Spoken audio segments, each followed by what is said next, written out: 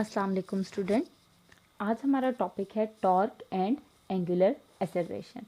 देखें, टॉपिक से वाज़ेह है कि आज हम लोगों ने टॉर्क और एंगुलर एक्सेलरेशन के बारे में पढ़ना है। इसके बारे में हम इंडिविजुअली पढ़ चुके हैं। आज हमने पढ़ना है कि इनका आपस में क्या रिलेशनशिप है, ये एक दूसरे पे किस तरह डिपेंड करते हैं। तो स्टार्ट करते हैं अभी प्रीवियस नॉलेज से। अपने प्रीवियस नॉलेज को एक दफ़ा गो थ्रू कर लेते हैं टॉर्क से। टॉर्क क्या होता है? टॉर्क होता है turning effect of force produce in a body about its axis of rotation is called torque. किसी भी ऑब्जेक्ट पे फोर्स लगे और इसके अंदर टर्निंग इफेक्ट आए तो हम कहते हैं यहाँ पर टॉर्क प्रोड्यूस हुआ है। टॉर्क का फार्मूला होता है F क्रॉस आर। और हमारे पास एंगुलर एक्सेलरेशन होती है अल्फा, जो कि इक्वल होती है linear acceleration divided by R. आपके पास डिस्टेंस है, ठीक है। ये दो चीज़ें यूज़ होंगी हमारे पास इस टॉपिक में। टॉपिक स्टार्ट करते हैं। स्टार्ट करने के लिए लेट अस अज्यूम, ले लेते हैं एक पॉइंट अज्यूम कर लेते हैं ओ। ये आपके पास फिक्स पॉइंट है। इसके साथ मैं एक लेंथ का रॉड अटैच कर रही हूँ,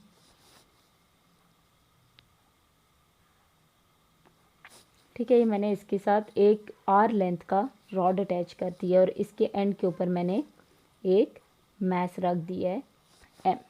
इसके ऊपर फोर्स लगाई है मैंने। इसके अंदर टर्निंग इफेक्ट प्रोड्यूस हुआ है और इस मैस ने रोटेशन स्टार्ट कर दी है ओ के अराउंड यहाँ पर। तो ओ इसका फिक्स्ड पॉइंट है, ये इसका एक्सिस ऑफ रोटेशन हो गया। आर जो है मैस का एक्सिस ऑफ रोटेशन से लेके डिस्टेंस है दोनों के दरमियान में। एफ इसके ऊपर फोर्स लग रही है मैस। ये देखें, इसके ऊपर फोर्स लग रही थी, इसके अंदर ये यहाँ पर टर्निंग इफेक्ट प्रोड्यूस हुआ है। तो हम कह सकते हैं यहाँ पर टॉर्क प्रोड्यूस हुआ है, ठीक है। यहाँ पर टॉर्क प्रोड्यूस हुआ है। और टॉर्क कौन सा प्रोड्यूस हुआ है? ये देखें, ये टॉर्क कंप्लीट रोटेशन हुई है। टॉर्क यहाँ पर आपके पास मैक्सिमम है यहाँ पर। तो स्टार्ट करते हैं डेरिवेशन, प्रॉपर फार्मूला लगाते हैं। टॉर्क का फार्मूला होता है एफ क्रॉस आर होता है आपके पास। मैंने आपको नेक्स्ट पॉइंट बोला कि आपके पास मैक्सिमम रोटेशन हुई है इस पॉइंट के ऊपर, ठीक है। मैक्सिमम रोटेशन हुई है तो मैग्नीट्यूड क्या होता है टॉर्क का? Are F sine theta. और आपको पता है कि हमें साइन थीटा से मैक्सिमम वैल्यू कब मिलती है? जब आपके पास थीटा होता है 90 डिग्री। तो इसके अंदर लगाएं value R F sine 90 degree. Sine 90 आपके पास होता है equal to 1 R F into 1। तो torque equal to R into F. आपके पास यहाँ तक आ गया।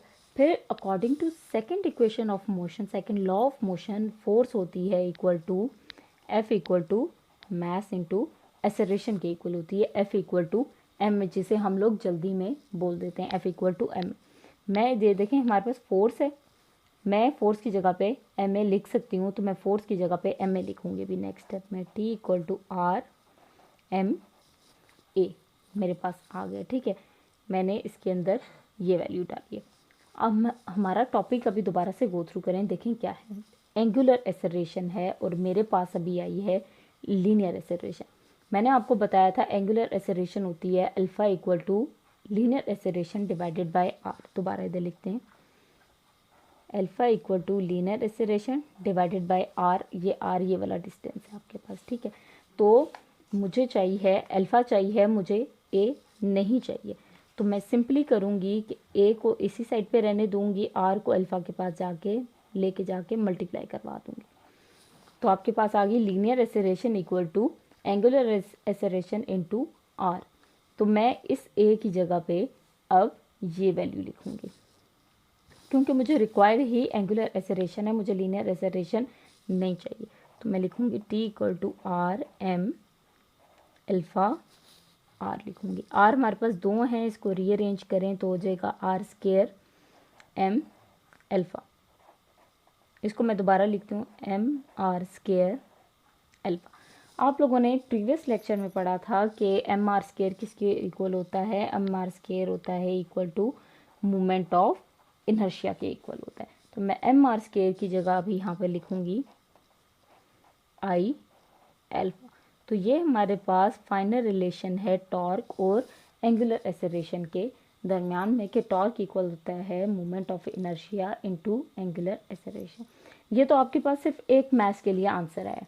लेकिन अगर किसी भी रिजिड बॉडी के ऊपर वेरियस मैसेज डिस्ट्रीब्यूट हैं, वेरियस मैसेज का मतलब है बहुत ज़्यादा मैसेज डिस्ट्रीब्यूट हैं, एन नंबर ऑफ मैसेज कह लें, एम एन कह लें, M1 से लेके M2 M3 up to MN, दरम्यान में इसका एक्सिस ऑफ रोटेशन ये ले लें O, R1 R2 R3 RN। तो अब भी आपके पास जो टॉर्क और एंगुलर एक्सेलरेशन आएगा उसका यही रिलेशन बनेगा सेम।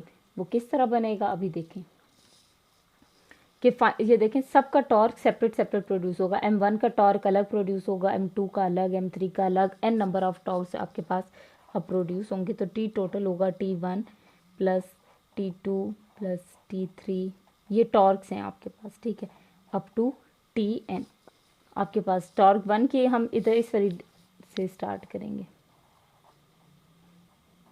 ठीक है। इक्वेशन 1 से लगाएंगे तो पहले के लिए होगा आपके पास, पहले टॉर्क के लिए M1 R1 square alpha 1।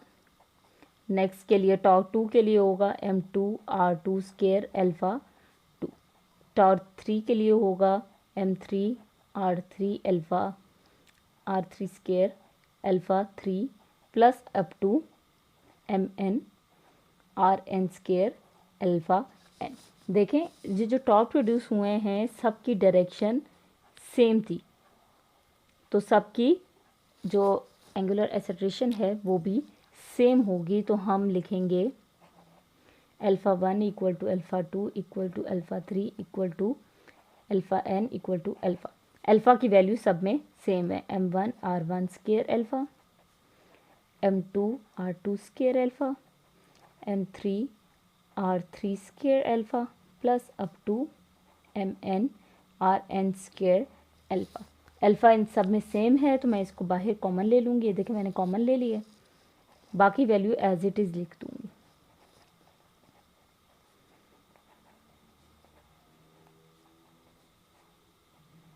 MN RN square. Next आप लोगों ने प्रीवियस लेक्चर में पढ़ा था कि ये सारे प्लस हो रहे हैं तो मैं इसे सिग्मा के साथ लिख सकती हूँ, अल्फ़ा ये लिख सकती हूँ सिग्मा M R स्केयर, और ये नंबर हैं 1 से लेके n तक, तो इसके साथ मैं एक अल्फ़ाबेट लिख देती हूँ। और I किधर से स्टार्ट है, I 1 से स्टार्ट है n तक। जो स्टार्ट वाला होता है वो इस तरह लिखते हैं, जो एंड हो रहा था वहाँ इस तरह लिखते हैं। और ये आपने पढ़ा था इक्वल टू होता है आपके पास, ये आपके पास होता है equal to I, moment of inertia के इक्वल होता है आपके पास, या रोटेशनल इनर्शिया के इक्वल होता है। तो मैं इसकी जगह लिखूंगी अल्फ़ा आई। तो आप ये देखें टोटल टॉर्क जो प्रोड्यूस हुआ है वो भी सेम आया है। अगर आपके पास एक नंबर 1 मैस हो या n नंबर ऑफ मैसेज हो, आपके पास टॉर्क और एंगुलर एक्सेलरेशन के दरमियान में यही रिलेशन रहता है कि torque equal to angular acceleration into moment of inertia. तो ये आपके पास आज का टॉपिक था।